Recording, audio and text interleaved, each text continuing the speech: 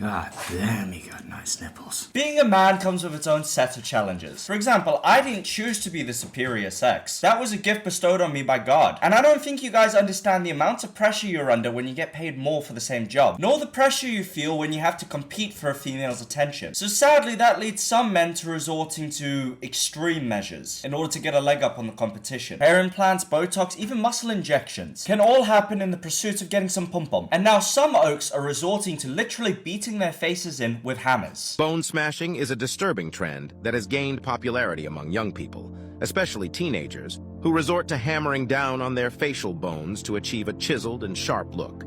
This practice involves intentionally fracturing bone to create a more aesthetically pleasing appearance, such as bigger cheekbones or chin. Now, unsurprisingly, the surgence of this trend has caused TikTok to retaliate, and they have been trying their absolute best to get rid of any mention that they can. But of course, with this being TikTok, life finds a way, and you can still find the remnants of this purge laying around on your For You page. Now, if you're anything like me at the tender age of 14, you too are bi-curious, and you have to wonder to yourself, does this actually work? Well, yes and no. You see, the science behind it is very sketchy, as there's not been a large enough research pool for people to actually extract significant data. However, we have been able to figure out a few things. Like, we know the reason why young men are doing this is based off the theory of Wolff's Law. In the 19th century, a German scientist by the name of Julius Wolff discovered by putting pressure on healthy bones, eventually over time it will adapt and adjust. Let's say, for example, I see a young boy on the street. Now, if I run up to him at full force and purposely break his ankle like I regularly do, over time that bone will grow back thicker and stronger. That same logic is being applied to your jawbone structure. By breaking it down on the micro level with a hammer, or slowly smacking away and chiseling at the bone, over time your bone should grow back stronger and your cheek should slim down, like so.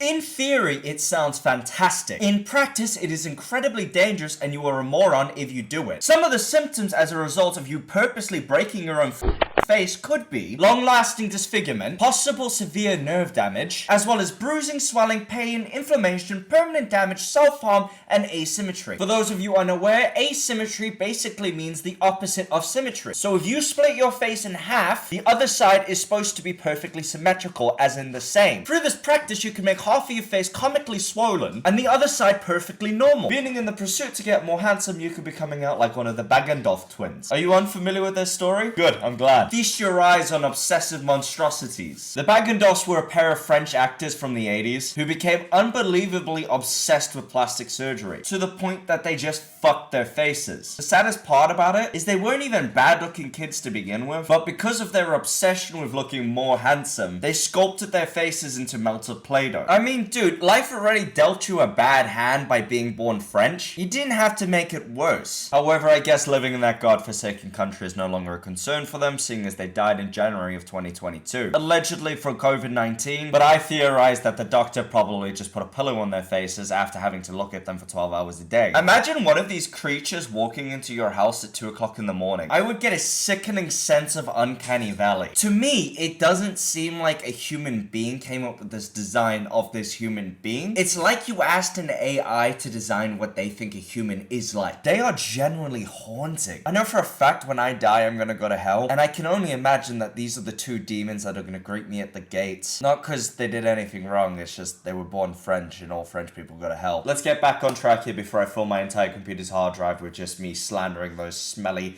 deformed people. I feel like as a 40-year-old man who's got a lot of life experience behind me at this point, I could probably give some genuine advice to these young men who are breaking their faces. Especially seeing as I can relate to them on a personal level. This is a strange thing they're doing, of course. I mean, there's nothing normal about giving yourself blunt force trauma with a hammer, but their reasoning behind it makes sense. Between the ages of 14 to 17, you're incredibly insecure. I know I was. I had a very pimply face. I was very short. And I had a little squeaky voice. Of course, I still ate fish sandwiches almost every other day, but that's me. And you're you. Now, I could sit here and lie to you and say I did the healthy and mature thing and was patient and just let my body develop naturally, but that'd just be a bold-faced lie. I used to try hanging upside down from my door frame to make myself taller. I used to do the old toothpaste on the pimples trick, where you would dab it on and leave it overnight to no avail, and I would gargle honey and salt water in order to make my voice deeper. None of these methods were a success, of course, and if anything, just made me feel worse about myself, because no matter what I tried, my body wouldn't progress. Years after the fact, I can laugh about it, but at the time it made me unbelievably depressed. The only thought I ever had on my mind is how much a woman would never want to touch me, and how much I would never be able to touch a man. Compacted with the fact that I wasn't allowed 100 meters near a school, I was essentially out of options, and thus decided to accept my fate of just being the ugly duckling that would never hatch. Seeing as I realized I wasn't going to get through life on my looks, I started to develop my personality, my sense of humor, my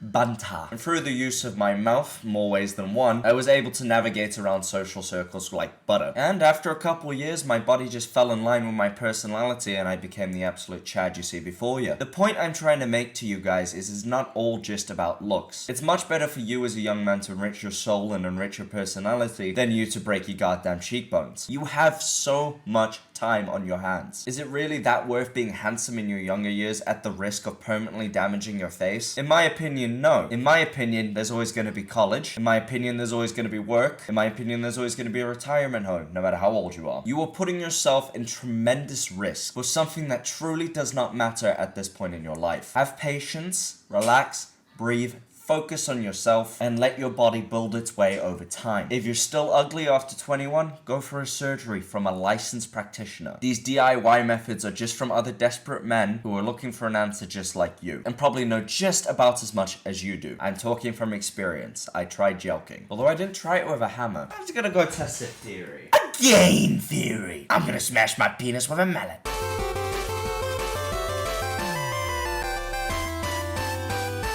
Hello, Internet! Welcome to Cock Theory! Or, you know, if you don't want to focus on your personality, just get really rich. What you definitely can't do is be ugly, have no money, and have no personality. One of them's gotta give, pal. And speaking of giving, you legally have to give me a subscribe. Inshallah, my brothers, keep your heads above water, and one day you'll breathe the fresh air. Love you all. Bye-bye.